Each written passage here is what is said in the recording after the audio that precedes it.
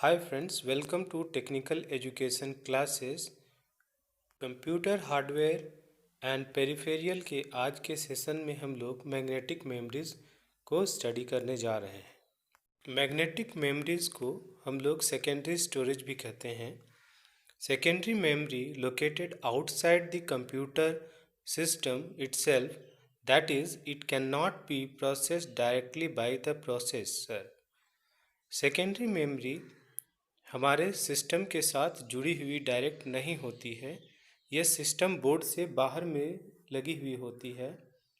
इसे या तो यूएसबी के थ्रू कनेक्ट किया जा सकता है या मदरबोर्ड में केबल के थ्रू जोड़ा जाता है। इसीलिए प्रोसेसर डायरेक्टली इसको प्रोसेस यहाँ से इस मेमोरी को एक्सेस नहीं कर सकता है। It must be first be copied into the main memory. इसमें जो डेटा होता है हमारे सेकेंडरी मेमोरी या मैग्नेटिक मेमोरी में जो डेटा होता है उसे पहले कॉपी करना होता है मेन मेमोरी, उसके बाद ही प्रोसेसर उसको प्रोसेस कर सकता है। हमारे पास जो मुख्य रूप से मैग्नेटिक मेमोरीज हैं वो हैं मैग्नेटिक डिस्क, जिसे हार्ड डिस्क भी कहते हैं, floppy magnetic tapes. What are the characteristics of these secondary memories? First, it is non-volatile।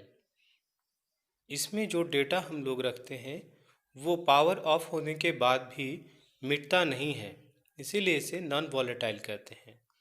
It can not directly access by the computer processor. Computer processor द्वारा इसे direct access नहीं किया जा सकता है। It is slower than primary memory. Primary memory से यह slow होता है। It is cheap in cost, ये सस्ता होता है। इट हैज़ लार्ज कैपेसिटी, इसकी जो कैपेसिटी होती है वो प्राइमरी मेमोरी के मुकाबले ज़्यादा होती है। और यह पोर्टेबल भी है और ड्यूरेबल भी है। पोर्टेबल का मतलब है इसे आसानी से एक जगह से दूसरी जगह ले जाया जा सकता है, और ड्यूरेबल मीन्स कि यह काफ़ी ज़्यादा स्ट्रॉन्ग होता है, जल्दी ये ख़राब नहीं होता है। अब सवाल ये है कि जब हमारे पास मेन मेमोरी अवेलेबल है तो हमें सेकेंडरी मेमोरी की ज़रूरत क्यों पड़ती है? Why we need secondary storage? RAM can store the data and program files used when a computer system is actually running. And this type of memory is volatile memory. It loses its content without a power source.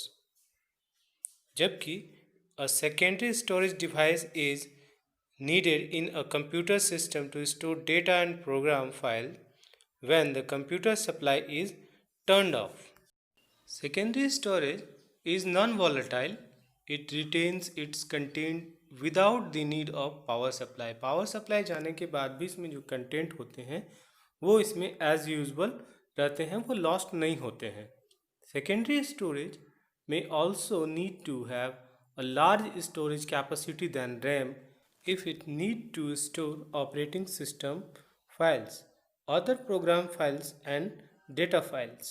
हमारे system में जो operating system install होता है वो हमारे secondary storage में ही store होता है। वहाँ से जब हम सिस्टम को स्टार्ट करते हैं तो सेकेंडरी मेमोरी से उसे उठा करके और लोड किया जाता है मेन मेमोरी, जिसे हम लोग रैम कहते हैं। तो इस तरह से यहाँ भी ऑपरेटिंग सिस्टम के इंस्टॉलेशन में इसकी काफ़ी ज़्यादा ज़रूरत रहती है।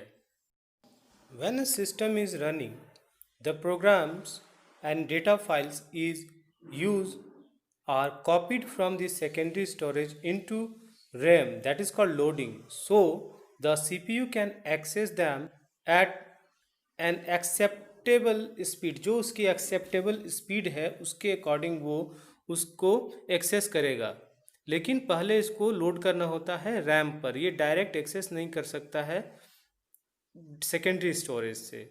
Any changes to the files are copied back to secondary storage from RAM before the computer is shut down. Computer के शट डाउन होने से पहले उस प्रोसेस डेटा को फिर से सेकेंडरी मेमोरी में हम लोग स्टोर कर देते हैं। Thank you for watching.